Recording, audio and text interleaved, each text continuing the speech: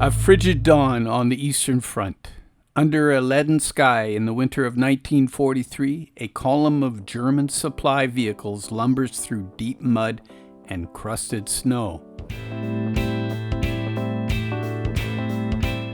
At the tail of the Raupenschlepper Ost, a caterpillar track tractor built for these very conditions, trundles a modest two-axle trailer.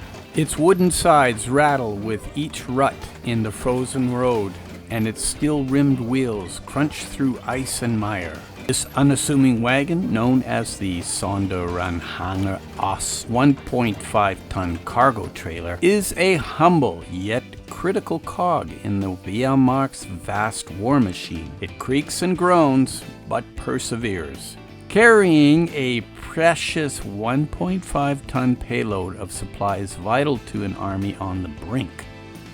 In the unforgiving expanse of the Soviet front, where regular trucks have long since bogged down, this trailer and its track tow vehicle forge ahead, a lifeline of logistics in a land of mud.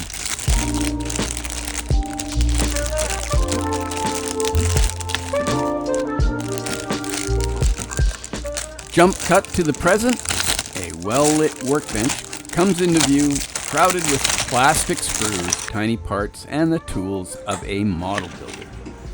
Decades after the guns fell silent, the Sonderanhänger Ost trailer is being reborn in miniature. The subject of this build is MiniArt's 1/35th scale model kit of the Sonderanhänger Ost 1.5-ton trailer. Kit number 35487, and it is a gem of historical fidelity. Laid out on the table are all the hallmark pieces of the trailer: the long cargo bed, the drop-down side panels with minimal wood grain, the simple two-axle steel frame, and those unmistakable solid dish wheels. MiniArt's designers have clearly lavished attention on capturing the trailer's distinctive construction, from the texture of the wood panels to the riveted metal chassis in precise detail. The kit comes on only 3 plastic sprues, a testament to the trailer's simplicity. Yet, within those few dozen parts lies a world of detail. The steel chassis underneath is rendered with all its support beams and cross members, ensuring the finished model has the sturdy skeleton of the real thing. Even the diminutive latches and metal straps that secure the trailer's drop sides are present, delicately reproduced in plastic. For anyone fascinated by wartime engineering, assembling this kit can feel like examining the real trailer up close, a hands-on lesson in its clever utilitarian design. MiniArt has engineered the model with options to customize the build, such as the real trailers had variations in the field.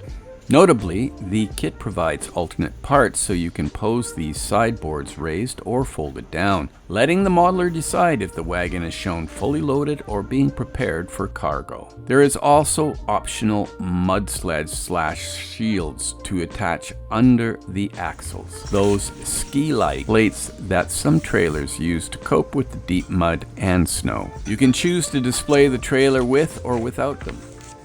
The front A-frame drawbar can be built in either a hitched or unhitched position, meaning the finished model could be attached to a towing vehicle or shown standing alone propped up on its support leg. This flexibility is fantastic for diorama builders. One could recreate a scene of an RSO tractor towing the trailer through a swampy road, or have the trailer parked by a supply dump being loaded by a ground crew.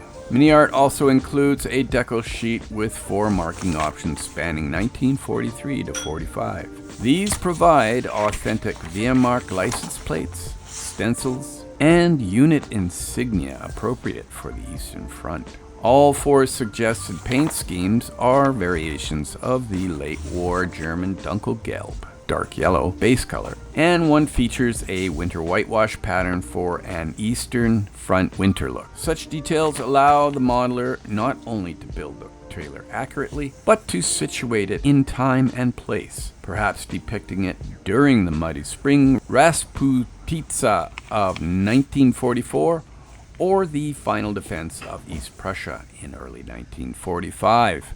Critically, MiniArt's accuracy and attention to detail in this kit have been praised by enthusiasts. It's evident that the designers consulted real photographs and even surviving technical drawings of the Sonderanhänger Ost.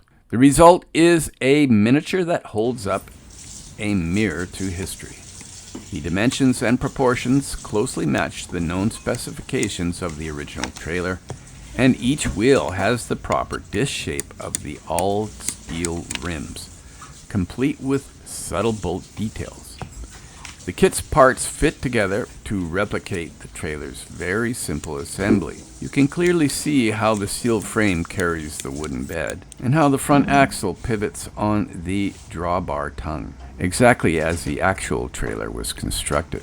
For those modelers who relish authenticity, assembling the chassis and running gear is a treat, since it demonstrates the trailer's engineering logic firsthand. Yet, despite the fine detail, this is not an over-engineered or intimidating model. In fact, by armored kit standards, it's relatively straightforward to build, with a low parts count that makes it an ideal weeknight or weekend project. MiniArt has focused on quality over quantity of parts. The detail is crisp and abundant, but you won't be wrestling with hundreds of tiny parts. The building experience strikes a nice balance between ease and realism, suitable for intermediate builders, but unlikely to frustrate a beginner either. As our modeler narrator works on the kit, the process itself becomes a journey back in time. Step by step, the trailer takes shape on the workbench, each stage mirroring a facet of the real trailer's construction and use. Number 1, the frame assembly. The undercarriage frame is assembled first. Long support rails and cross beams click into place, mirroring the welded steel chassis of the original trailer. With a bit of extra creativity, the builder might add a touch of simulated rust or mud to these frame parts, imagining how the real trailer's metal underbelly would have been caked with dirt on the Eastern Front. The rigid structure has no springs or suspension in the model, just like the real trailer, so even at this stage, one gets a sense of the bone-jarring ride the trailer would have given on rough ground. For step 1, I've already cleaned up the 2 main parts of this chassis, side parts D7 and D6. There's also other parts that are needed, which are DA27 and DA26 and 2 DA18. The instructions suggest building the rear suspension as a little sub-assembly first with DA27 and the 2 DA18s and DA26, and then attaching it to the frame. I found it worked better to change that sequence. Instead of trying to juggle the whole unit at once, I started by gluing in what I thought was DA26, the outer piece, directly into the inside next to the leaf springs. That gave me a solid anchor point to build from, making it much easier to slot in the DA18 arms and DA27 afterwards.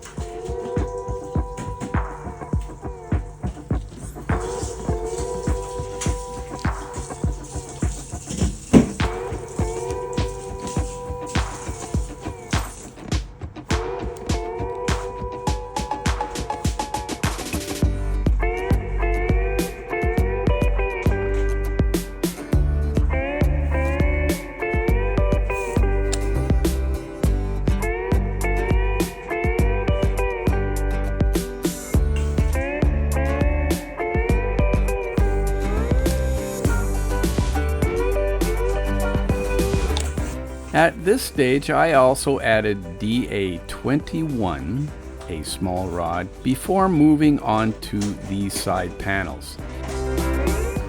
DA25 went into the inside of D7, and once I checked the fit and cleaned up the edges, DA24 followed up by being glued into the front.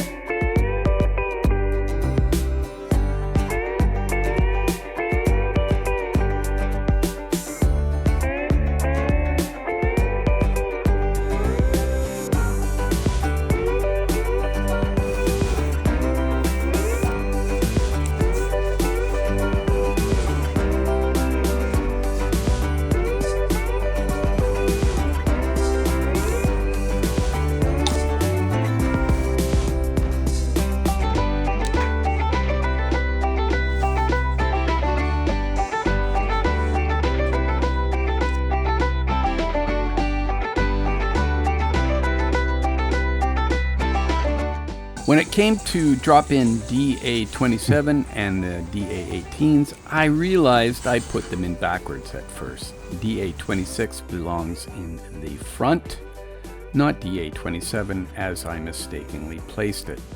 After fixing that mistake, the suspension sat correctly and I was able to add the other chassis rail D6 to close the frame.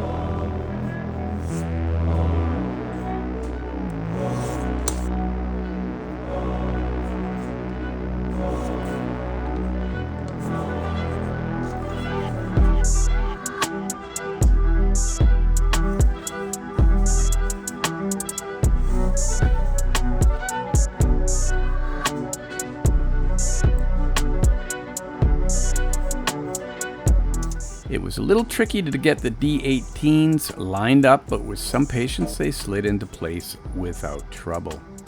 The key here is to keep checking that everything is square and perpendicular. Once this framework is set, the rest of the build will go together much more smoothly.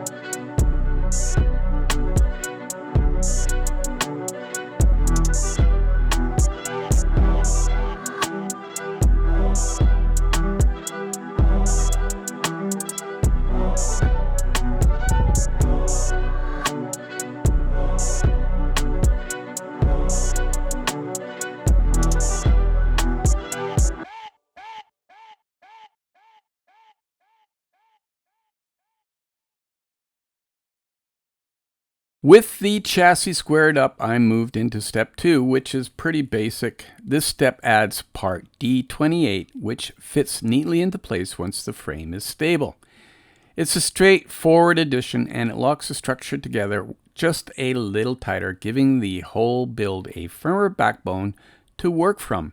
It is also the reflection of the other part, that is the front moving trailer drawbar assembly, which in step 3 focuses on the front end, where the trailer's drawbar and leaf spring assembly come into play. It's not about that because you're a car guy, but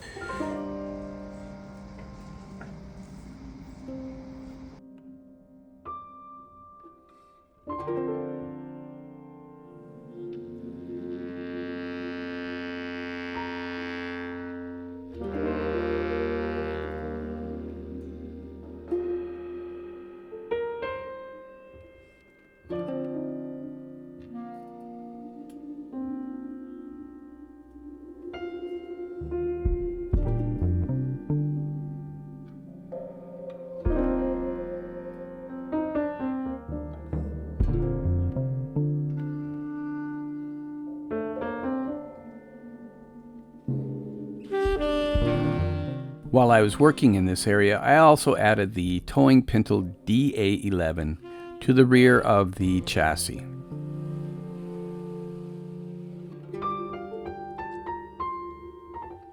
The story of the Sonderanhänger Ost trailer begins with hardship. In the first brutal autumn and winter of Germany's invasion of the Soviet Union, 1941-42, endless expanses of mud, Rasputitsa, and snow brought the Wehrmacht's wheeled convoys to a standstill.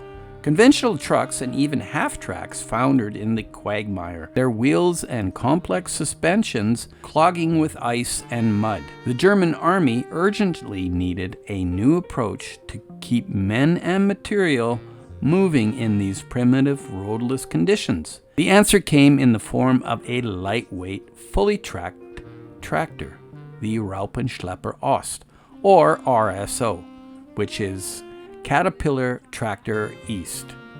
Introduced in 1942 specifically to conquer the Eastern Front's terrain. But a tractor alone could not carry everything. To fully exploit the RSO's hauling power, a matching trailer was conceived soon after. By 1943, the Sonderanhänger Ost 1.5-ton trailer, literally Special Trailer East, rolled off assembly lines as a purpose-built companion to the RSO and other prime movers on the Ost front. It was born of necessity, a direct response to the logistical nightmare of mud and snow. At first glance, the Sonderanhänger Ost trailer was simple, even primitive in design. It sat on 2 axles with 4 sturdy wheels, akin to an old farm wagon. In fact, the front axle was steerable, attached to a triangular drawbar frame that pivoted to allow the front pair of wheels to turn for steering. This gave the long trailer surprisingly good maneuverability behind a tractor, able to negotiate tight turns on forest tracks or village lanes. The chassis was all steel, as was the frame underneath, built tough to endure heavy loads and rough ground. In contrast, the cargo bed and side panels were made of planks of wood. Wood was not only a practical choice due to metal shortages, but also light and easily repairable in field workshops. The trailer's sidewalls could be dropped or removed entirely for loading, much like a standard truck bed, or extended upward to accommodate bulkier cargo. With a payload capacity of 1.5 tons, it could haul ammunition crates, jerry cans of fuel, rations, spare parts, or even stretchers of wounded. Essentially anything that could fit within or atop its plank-sided bed. Here we bring in parts D4 and D3 for the springs, And it's important to clean them carefully so the seams don't spoil the detail.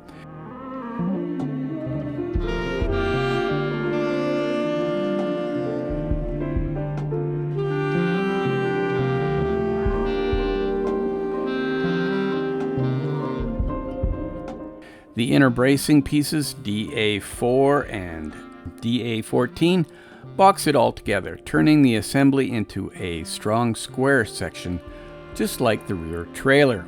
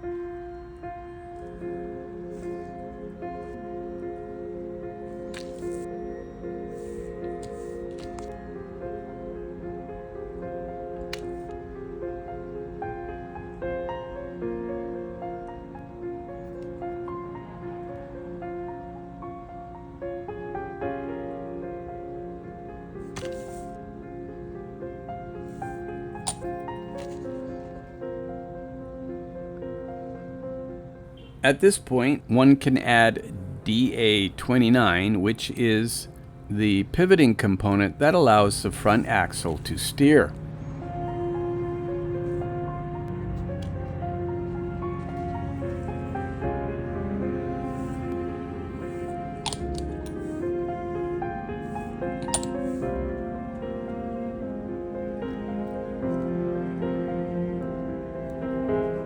The detail continues with the top caps for both of the front and rear leaf springs, which carry the bolt detail that clamps everything down.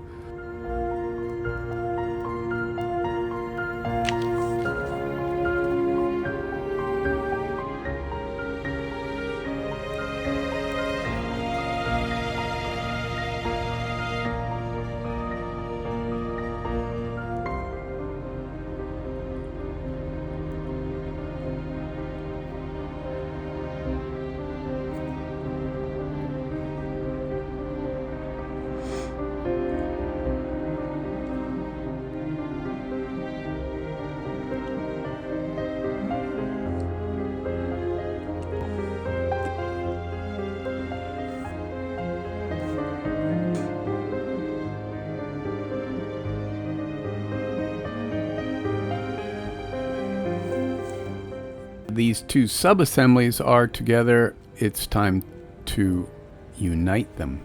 They give you a little tiny spindle here to do that, but it came apart later on me, so I think what I would do next time is I would probably create my own more extensive stem that would go through the top and the bottom better, because there's not much there for it to really grab onto. So yeah, take a look at DA12 there, and you can see that that's a pretty tiny little stem that you're supposed to hold everything together, and I don't know. I think I would sort of probably self-fabricate something better than that. You also have part DA20, which is the little stand if you wish to have the tow bar suspended where it is not being towed.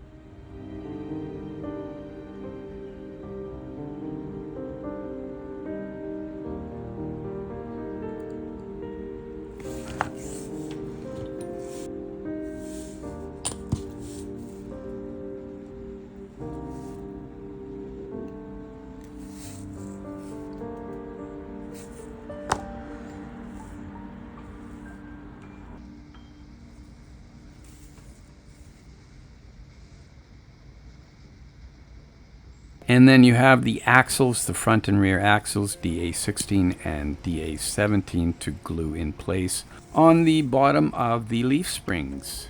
Now, I found that when I went to go put the wheels on later, that the circumference or diameter of the wheel hole and the axle they are very loose fit. So Oh my you'll probably have to goodness. pull out your white Tamiya glue for that one.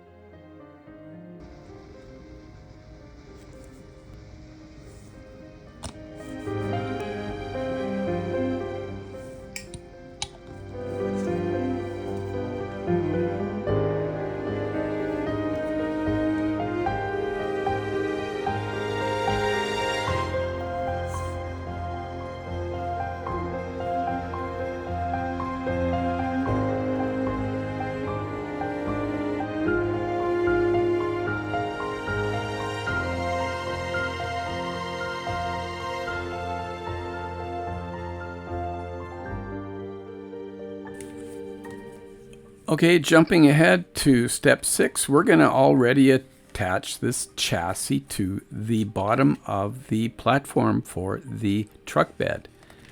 Can you believe it's happened so fast? I can't.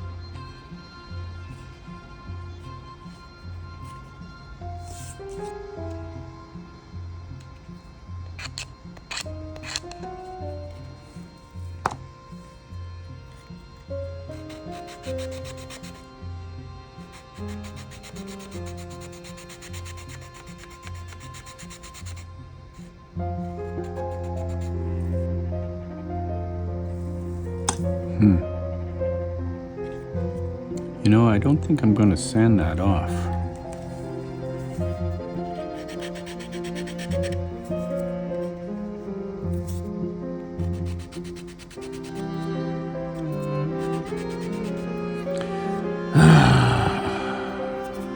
So they give you the option of closed body, or you can have it open body. And I'm just going to do a closed body. So you got to dig out this part here, number D2. I'm just going to glue it in place, and I'll add the little lever there later. So there's a little notch there, and there's a little protuberance there. And then you just drop that on there like that. And then once that's somewhat secured, you can come in here and give it a little extra glue.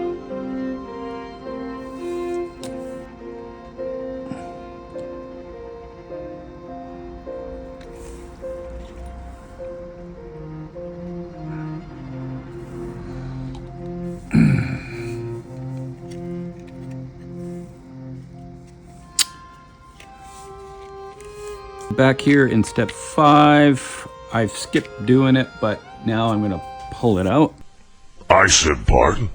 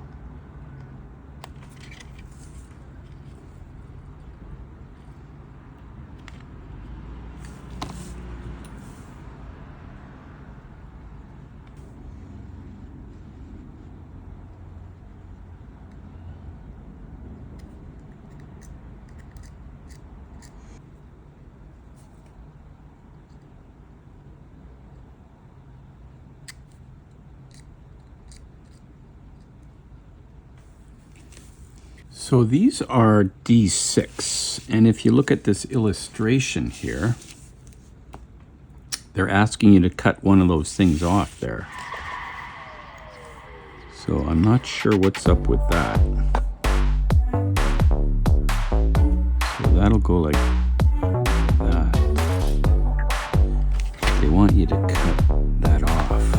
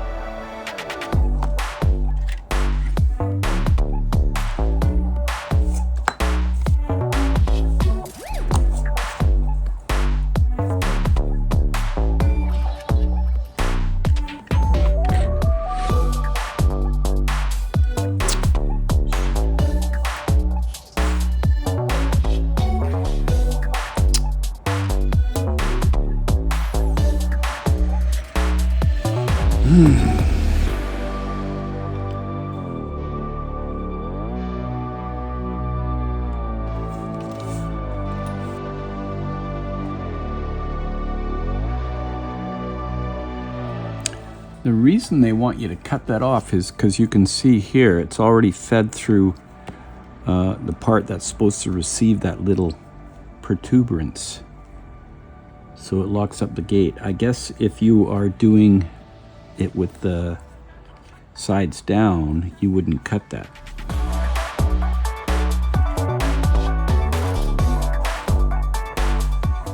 Well, I want to jump ahead and start working on these wheels, because then I can have a little bit of, well, so you can see here, there is a little rib that you can stick that in.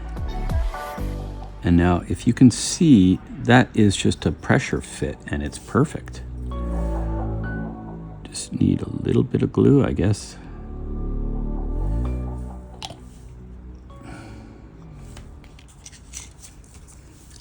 So, of course, there's 4 of these.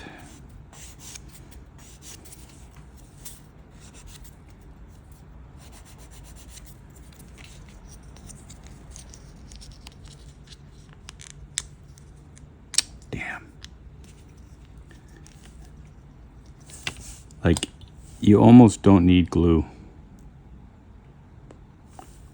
One of the trailer's most distinctive features, and there's a was nice little its weld wheels. bead around it. Many were fitted with large, solid steel wheels. These Neolithic caveman wheels, as some wry observers dubbed them, were a product from a wartime scarcity and practicality. Rubber was in critically short supply by the later years of World War II, so the design minimized its use. The solid steel wheels were brutally rigid.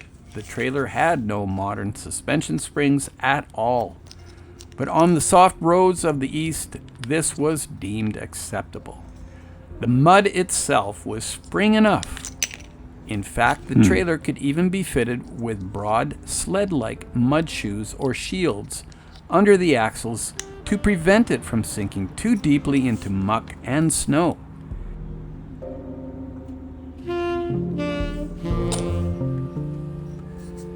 Great engineering. The fit is awesome. So,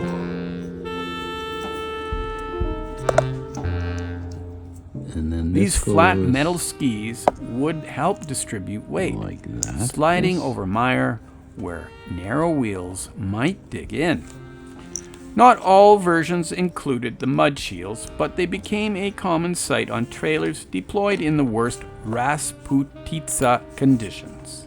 Interestingly, not all Sonderanhänger Ost trailers looked identical. While the prevalent type sported those solid steel wheels, some were built around conventional wagons or truck wheels with pneumatic tires. Multiple manufacturers produced the trailer, adapting to whatever materials were at hand. Regardless of the wheel type, the trailers were uniformly rugged and utilitarian. There were no brakes on the wheels. Stopping relied on the towing vehicle's power and the drag of the trailer itself. There were no luxuries whatever, just a flat bed, drop sides, and a pintle hook at the rear in case something else needed to be towed. This simplicity was by design. It made the trailers quicker to build, easy to repair, and compatible with a range of towing vehicles.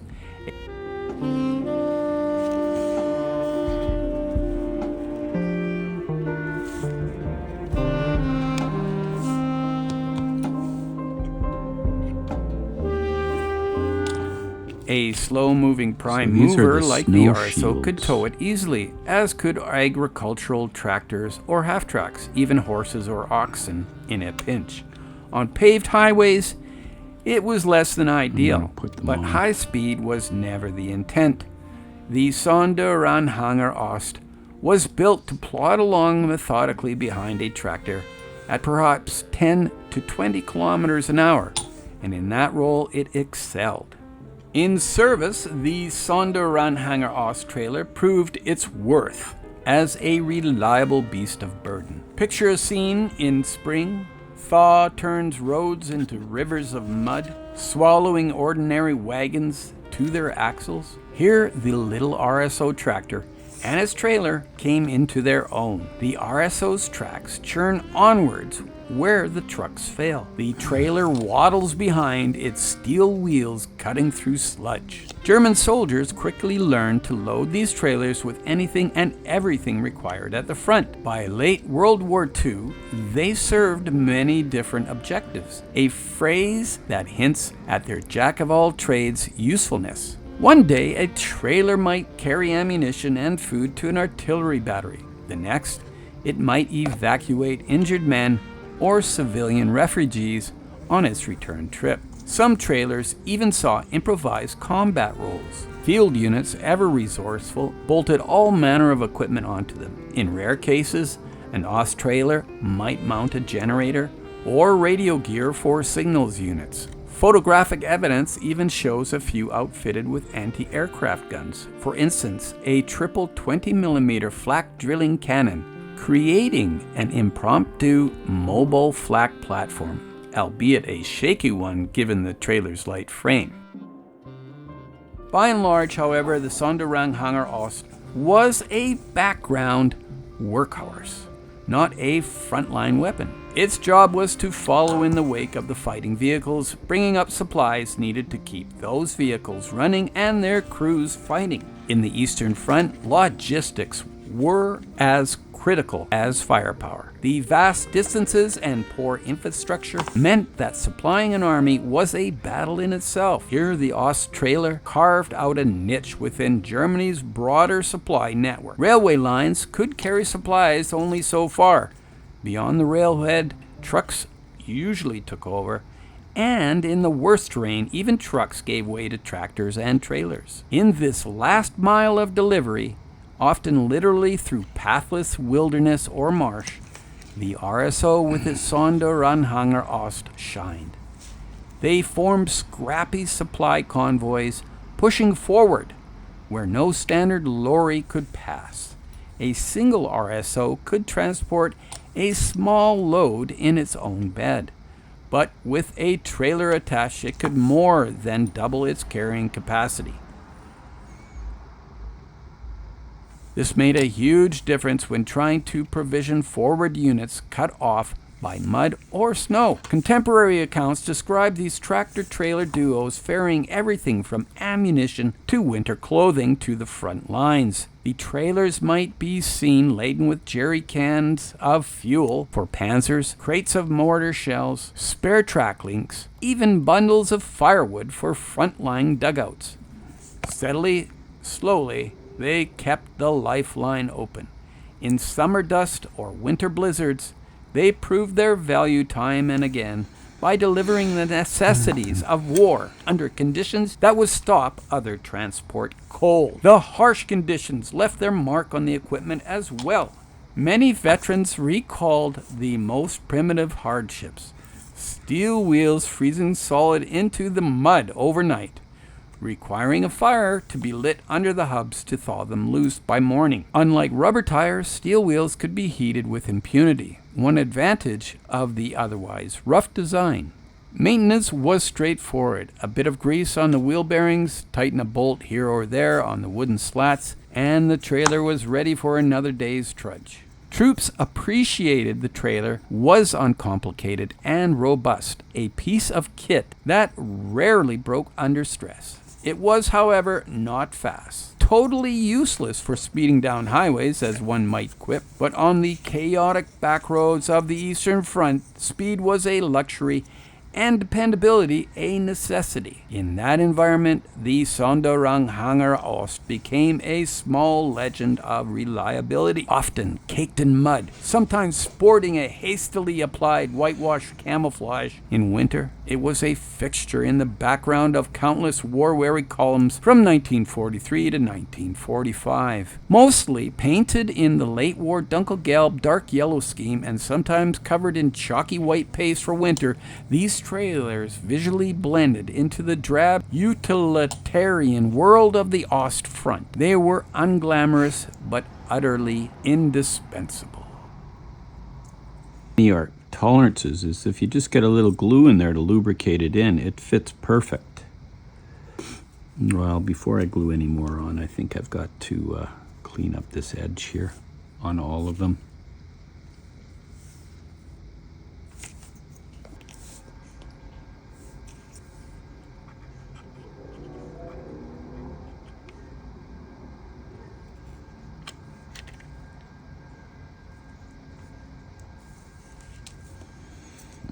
I'll just hold off on that.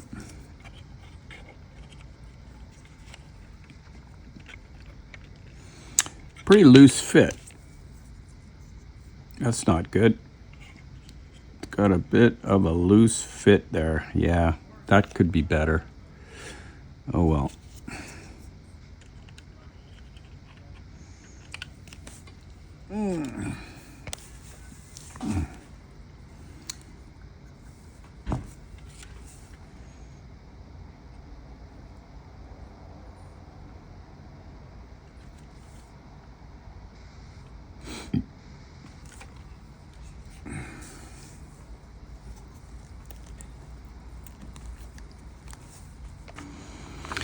All right, well, that's pretty much the kit built up. I'm just going to hold off on putting on this stuff until after the wheels are really going to go on.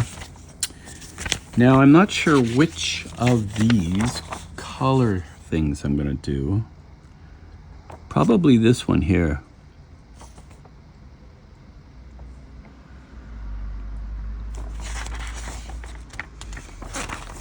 I'll do a winter camo one because I've got the skids on.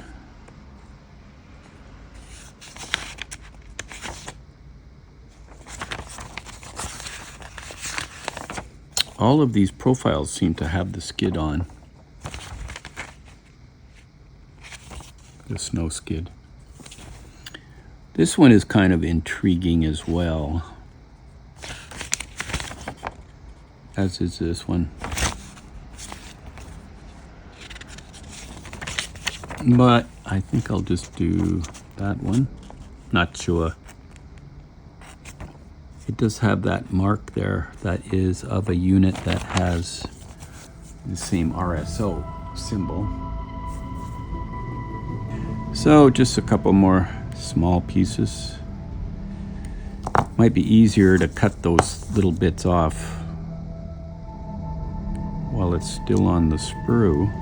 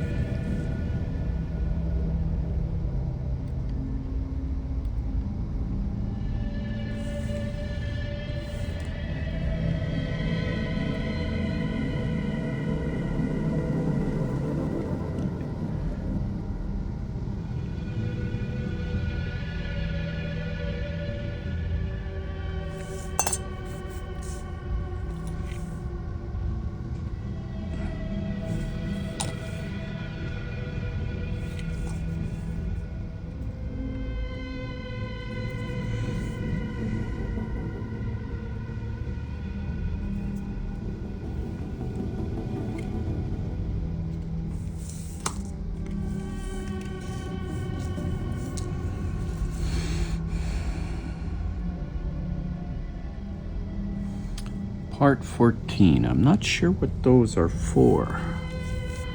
So I've got that. I've got this.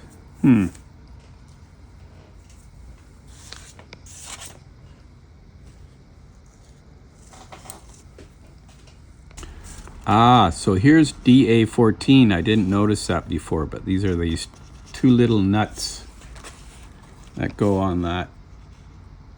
So there you go.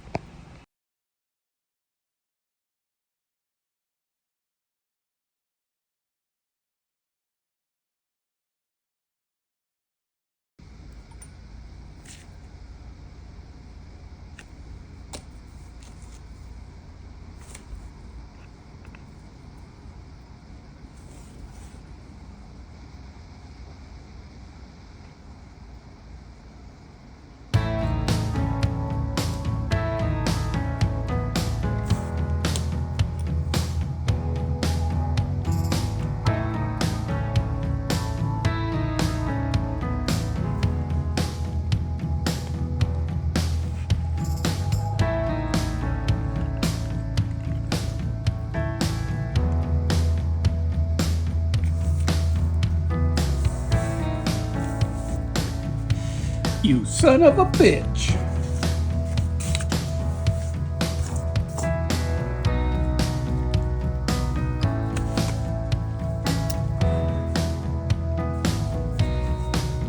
Well, Frankie, I finished building my little trailer here.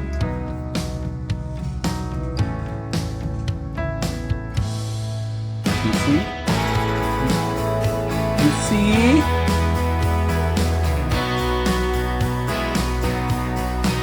I don't know. I want to do something that maybe I'm gonna do maybe I'll do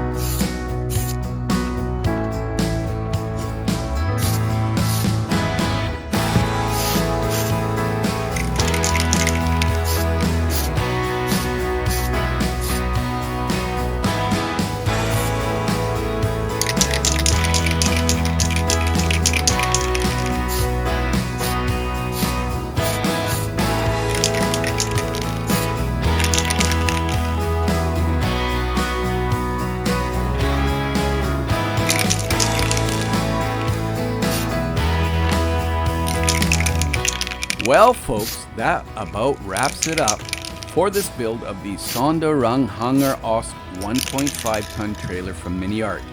It's been a fun little project, simple, rugged, and full of character, just like the real thing out there in the mud and snow of the Eastern Front. I hope you enjoyed coming along for the ride as much as I enjoyed putting it together. Be sure to join us next time, where I'll be getting into adding the camouflage and the weathering. That's when this little trailer will really start to come alive. Thanks for hanging out here at Jet Scale Models. In the meantime, and in between time, that's another edition of Jet Scale Models. Y'all come back now, you hear?